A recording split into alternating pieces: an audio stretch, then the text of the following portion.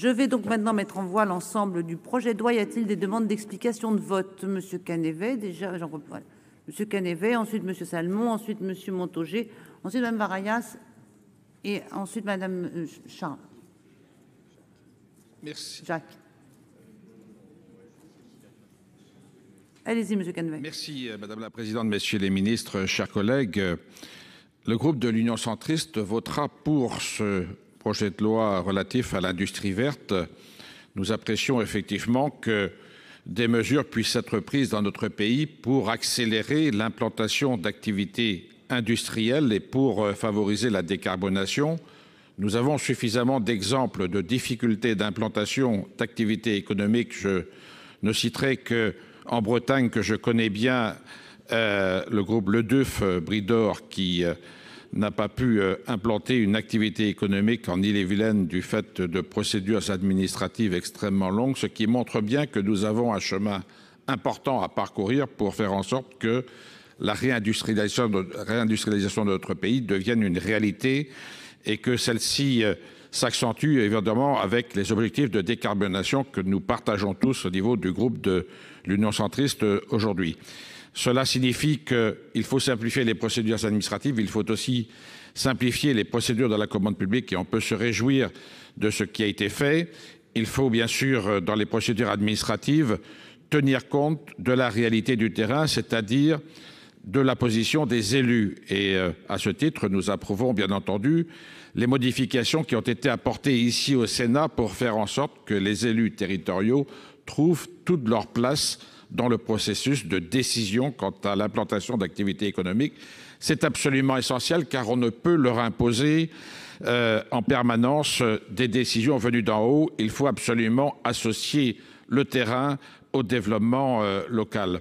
Et puis, il y a aussi les questions de financement, bien entendu, et nous souhaitons que les mesures qui ici ont été initiées puissent être prolongées d'autres mesures, car l'enjeu financier de la transition énergétique est colossale et nous devons nous y atteler. Merci, Monsieur Salmon.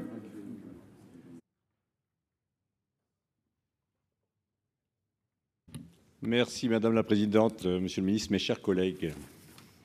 Ce projet de loi Industrie verte n'est clairement pas à la hauteur. Bien entendu, il faut relocaliser notre industrie. Bien entendu, il faut décarboner.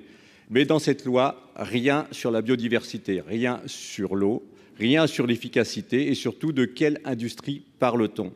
Nous regrettons l'absence de définition. C'est vraiment ça un point crucial. Cette loi entretient le flou sur le périmètre. L'existant, les TPE et PME sont largement absentes. La notion d'écosystème industriel n'est pas prise en compte. De plus, l'accélération se fait aux dépens des droits de l'environnement et de la qualité du débat public. Les éco-conditionnalités, si elles sont parfois présentes, ne sont pas associées à un processus de contrôle et de sanctions en cas de non-respect. On peut noter des avancées en termes de sortie du statut de déchets, en termes de mobilisation des friches industrielles, mais clairement le compte n'y est pas.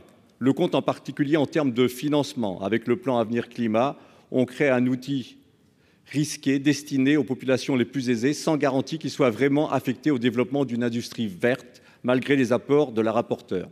Globalement, la mobilisation de l'épargne des Français pour une industrie totalement tournée vers la transition écologique n'a pas trouvé ici les bons outils.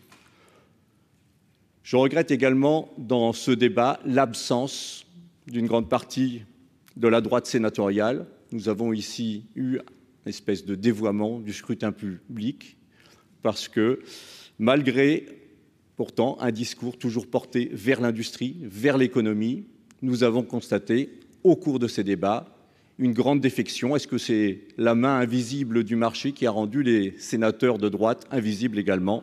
Je me pose la question. Monsieur Montaugé.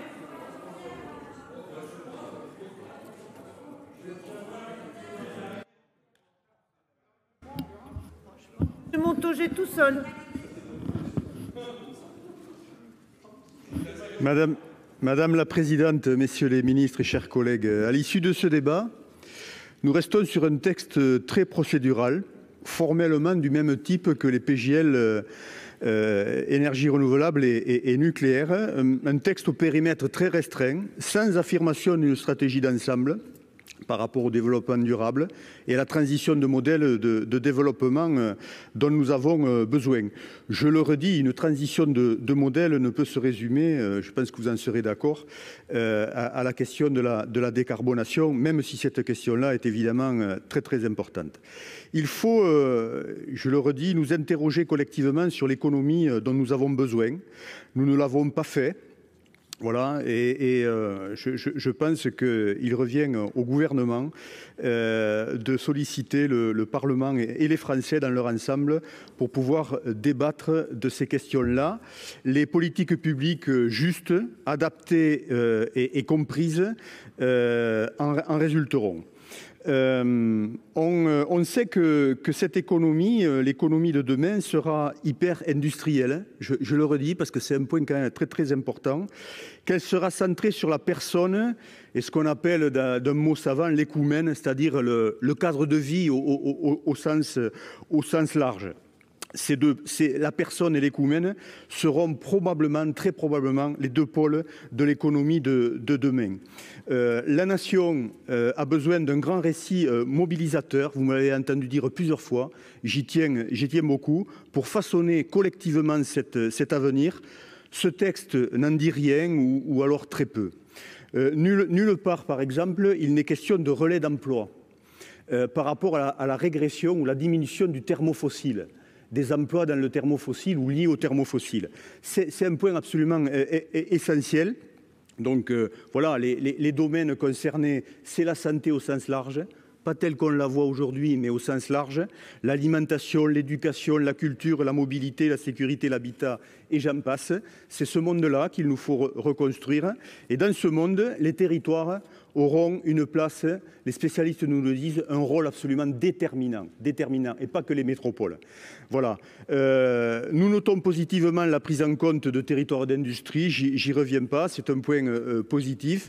Quant aux ZAN, voilà, on est d'accord pour dire compter à part. Oui, mais une fois qu'on a dit ça, comment on fait pour rester dans la trajectoire du zéro net 2050 ? C'est quand même ça, c'est pas tranché du tout, et on en est bien loin. Voilà. Donc, bon, le texte est flou sur ce point. Quant à l'article 9, bon, on a proposé. Monsieur Montaugé. Je suis déjà à 3 minutes là. D'une minute là maintenant. Bon, voilà. Vous avez compris qu'il y a des sujets quand même de préoccupation pour nous qui demeurent. Donc le groupe s'abstiendra. Merci Madame la Présidente pour votre indulgence. Mais comme on a épargné grâce à la bénévolence des sénateurs ici, on a épargné beaucoup de temps au scrutin public. Voilà. Bon, maintenant c'est Madame Varayas. Merci Madame la Présidente. Messieurs les ministres et chers collègues, à la fin d'un débat de qualité, mais mené à marche forcée au regard des enjeux, nous partageons tous le même constat. Notre pays a besoin d'avoir un nouveau souffle industriel, de nouvelles perspectives permettant à notre appareil productif de se transformer en profondeur. La réindustrialisation est un sujet majeur au regard des défis que nous devons affronter en termes de souveraineté, de maîtrise de la chaîne des valeurs et de reconstruction de nos compétences et savoir-faire. Toutefois, nous ne pourrons conduire une réindustrialisation efficace sans se fixer des objectifs clairs. Et à cet égard, nous regrettons qu'il n'y ait eu aucune définition de l'industrie verte dans ce projet de loi, et cela après plusieurs heures de débat. Vous continuez à réfléchir par projet alors que ce sont des filières entières qu'il faut construire et reconstruire. Rien non plus sur la transformation des industries existantes. Nous ne pourrons réindustrialiser contre les élus locaux et les collectivités territoriales à l'égard desquelles vous semblez nourrir une certaine défiance, comme si la désindustrialisation était de leur fait. Et je prétends au contraire que les élus locaux sont les premiers interlocuteurs des porteurs de projets, ceux les plus à même d'assurer l'acceptabilité de nouveaux projets qui doivent s'insérer dans un écosystème complexe. Enfin, la réindustrialisation ne peut se faire contre l'environnement, les procédures et la protection de la biodiversité. Ce discours d'un autre temps n'est plus audible à l'heure où nous vivons quotidiennement les conséquences du changement climatique. Ainsi, la priorité aux friches, aux sites existants, est une nécessité absolue si nous voulons tenir nos engagements en termes de sobriété foncière. Enfin, il ne suffit pas d'appeler à la réindustrialisation, de dire devant les patrons des multinationales réunis à Versailles, plutôt que devant les parlementaires, que réindustrialiser la France, c'est la mère des batailles, sans financement pérenne, en lieu et place d'investissements étrangers, sans investissement massif en faveur de l'éducation, de la formation, de l'aide à la reconversion professionnelle de nombreux ouvriers dont les sites ont fermé malgré les aides publiques massives. Aides que malheureusement, et nous le regrettons encore et nous le redisons, vous refusez toujours de conditionner. Alors même si nous saluons les travaux des différentes commissions saisies sur ce texte, nous nous abstiendrons sur ce projet de loi. Madame Jacques.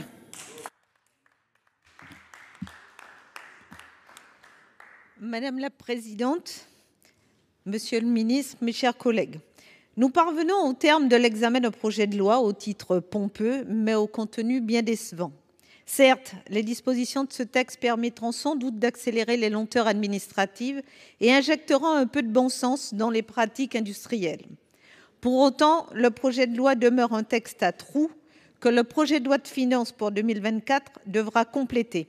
Nous n'avons pas pu débattre du crédit d'impôt industrie verte, pas plus que du bonus automobile ou des crédits accordés aux métiers de l'industrie.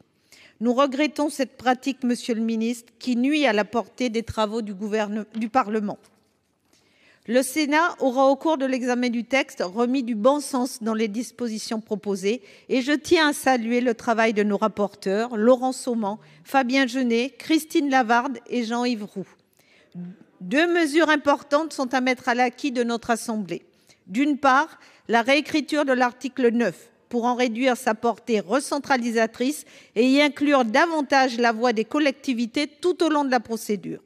D'autre part, l'article 9 bis, introduit en commission des affaires économiques, qui prévoit d'exclure du ZAN les projets industriels. C'est une nécessité absolue qui devrait être confirmée dans la PPL actuellement examinée par nos collègues députés.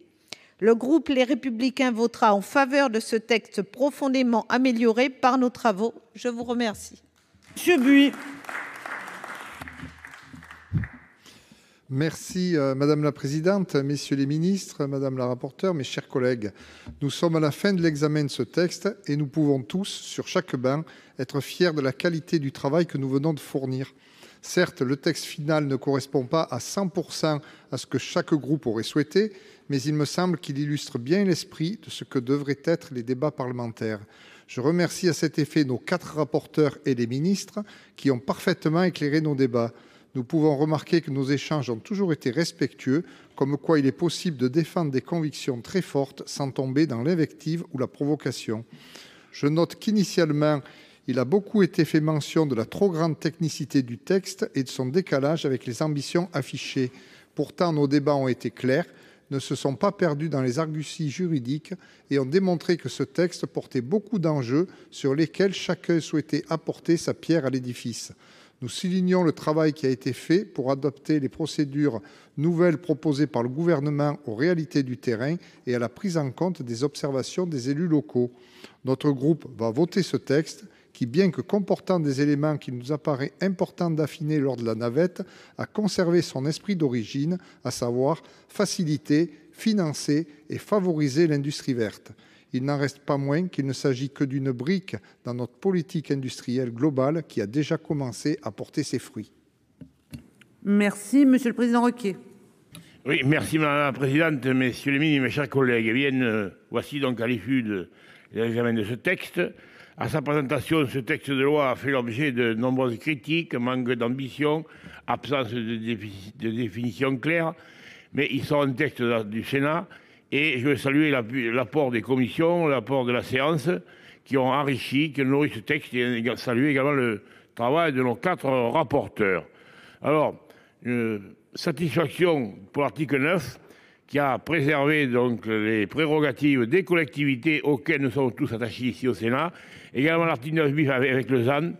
Et je voudrais saluer, dire que le RDSE a porté sa pierre à l'édifice avec 4 amendements en commission et en séance adoptés de Nathalie Delattre, Éric Gold et Jean-Yves Roux.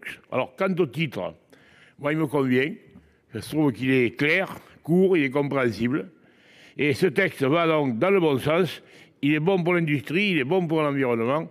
Et à sa quasi-totalité, le groupe RDSE le votera. Madame Paoli-Gagin. Oui, merci Madame la Présidente. Je salue le travail des rapporteurs. Je salue aussi évidemment l'initiative législative du gouvernement. Enfin, raccourcir les délais, simplifier les procédures, il était grand temps. J'ai juste un petit point de vigilance, c'est que tout ça c'est bien, mais il faut qu'en aval ce soit pareil, c'est-à-dire sur les homologations, les autorisations de mise sur le marché, etc. Il faut qu'on ait une administration exécutive qui ne vienne pas ruiner un peu tous les efforts que nous faisons. Sur le drainage des capitaux, je l'ai dit, il faut mettre, je pense, le paquet sur le non-coté, c'est très important. C'est ce dont on souffre aussi, c'est un petit talon d'Achille que nous avons. Mais j'ai vu que les dispositions étaient favorables et le groupe Les Indépendants votera ce texte à l'unanimité. S'il n'y a pas d'autres demandes d'explication de vote, nous allons donc passer au vote sur ce texte. Je suis saisie d'une demande de scrutin public et celui-là, nous allons le faire. Donc, le scrutin est ouvert.